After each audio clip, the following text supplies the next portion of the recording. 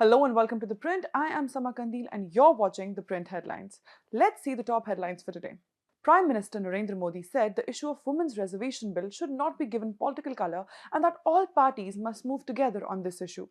Those who will oppose now will have to pay a price for long, he added.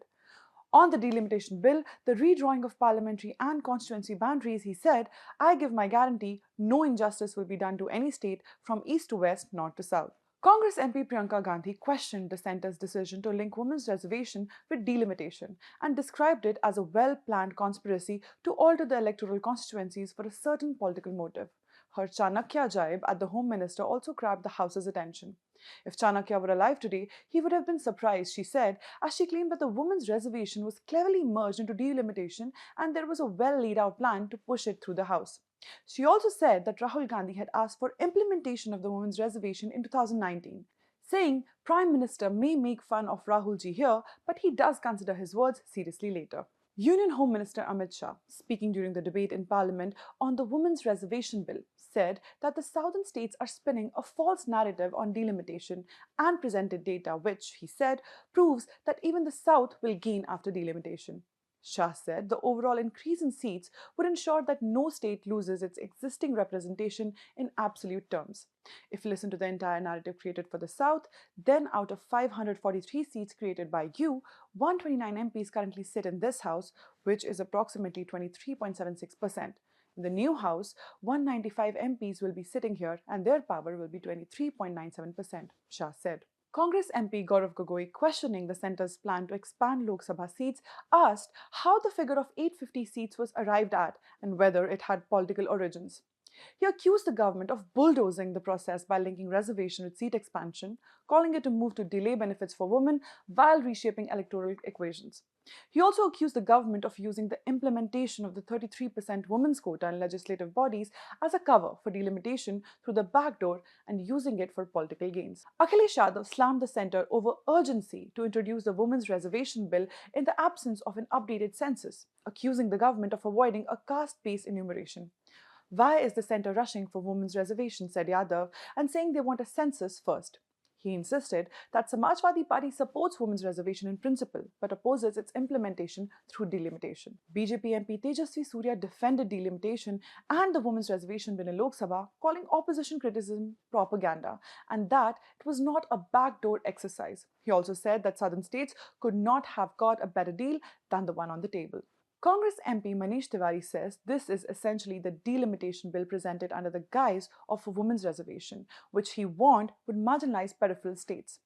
This is not a women's reservation bill, this is a delimitation bill dressed up as a women's reservation bill. That's the principal objection, Tiwari said. Tamil Nadu Chief Minister M.K. Stalin burned a copy of the delimitation bill as a part of the statewide protest in Namakkal.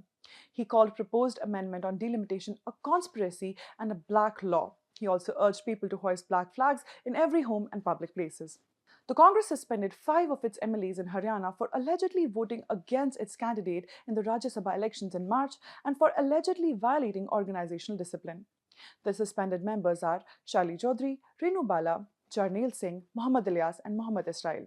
A taxing SpiceJet aircraft struck a stationary Akasa airplane at Delhi airport on Thursday, damaging both jets and triggering an investigation into the matter.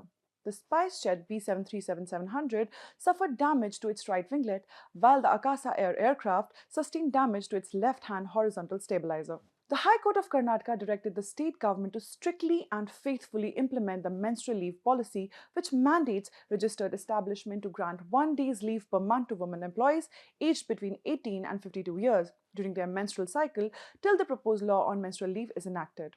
India and Austria signed multiple agreements and announcements aimed at deepening bilateral cooperation across defense, trade, technology, education, and culture. The outcomes followed wide-ranging bilateral talks held between Prime Minister Narendra Modi and Austrian Chancellor Christian Stocker at Hyderabad House in New Delhi. Stocker's visit was his first official visit to India, also the first by an Austrian Chancellor in 4 decades. Terrorist Amir Hamza, a founding member of Lashkar-e-Taiba, was shot by an unknown gunman in Lahore and is currently in critical condition. Unidentified attackers opened fire on Hamza outside a news channel office in Lahore. He sustained severe injuries in the attack and was immediately admitted to hospital where his condition remains extremely critical. Pakistan Army Chief Asif Munir is likely to travel to Washington tomorrow after returning from his visit to Iran as part of ongoing mediation efforts between US and Iran. However, his meeting with US President Donald Trump is not confirmed. After his Saudi visit, Pakistan Prime Minister Shehbaz Sharif arrived in Doha and met with Qatar's Emir Sheikh Tamim bin Hamad bin Khalifa Al Thani and stressed the importance of de-escalation and dialogue amid the ongoing regional situation. US Defense Secretary Pete Hegseth has issued a pointed warning to Iran's military leadership, including the Islamic Revolutionary Guard Corps, outlining Washington's growing pressure campaign in the region and signaling that a maritime blockade in the Strait of Hormuz could intensify. Hegseth announced that the United States will prevent all shipping from entering or exiting Iranian ports through the Strait of Hormuz for as long as it takes, marking the fourth day of the blockade. Lebanese President Joseph Aoun has informed US Secretary of State Marco Rubio that he will not speak with Prime Minister Benjamin Netanyahu. Efforts were underway to arrange a trilateral phone call between Aoun, Netanyahu and Rubio to discuss a possible ceasefire between the two countries. Officials in Lebanon have told Israel and the United States that they will not pursue further negotiations until a ceasefire is reached between Lebanon and Hezbollah.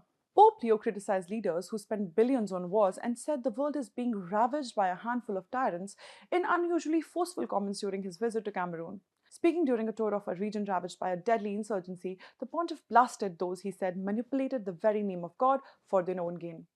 The remarks come just days after a high-profile spat with US President Donald Trump, who posted a lengthy attack on the Pope, a vocal critic of the US and Israeli military operation in Iran. Russia unleashed its deadliest attack so far this year on Kyiv and other Ukrainian cities, killing 16 people, including a 12-year-old child, and injuring around 100 in overnight drone and missile strikes. Air defense units intercepted 31 missiles and 636 drones, but several still hit targets.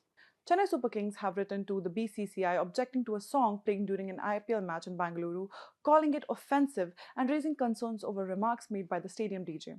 The contentious song, titled Dosa Idli Sambar Chutney Chutney, was played before the start of the CSK innings on April 5. Thank you for watching. We will be back tomorrow with more updates.